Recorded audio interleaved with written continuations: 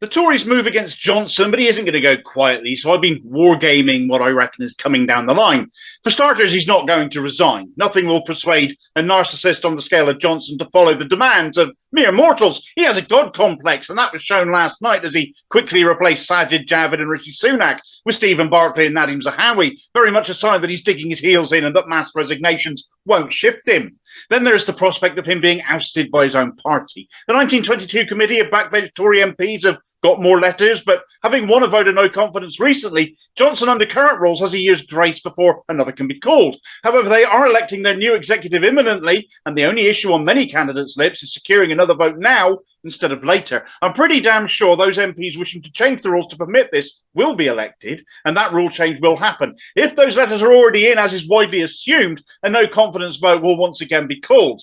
Now, last time Johnson allowed it to be heard. No doubt he had a reasonably good idea the numbers were on his side, but could he be so sure this time? I don't think he'll take a chance on it, and I think he will threaten a general election. Some MPs will think of their own seats and how much Johnson leading them into an election will put them at risk. It may give enough MPs pause for thought, withdrawal of letters perhaps. For others, the thought of being threatened by such an arrogant, lying, law-breaking oath might prompt them to dig their heels in further. I think it'd go ahead anyway, and I absolutely believe at that point, with nothing left to lose, save to take down everyone around him for having the temerity to question him, Johnson would call that election.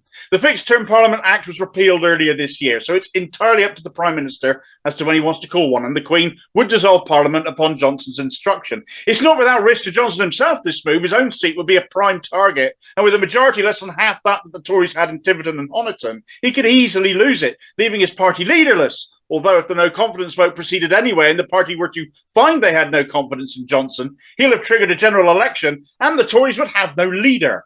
As far as I can tell, the general election couldn't be stopped either. The repeal of the Fixed Term Parliament Act included an ouster clause, shutting the courts out of questioning it, and with Parliament dissolved, there's no government to stop it either. Ultimately, do I think Johnson would destroy his own party for his own ends? Absolutely he would.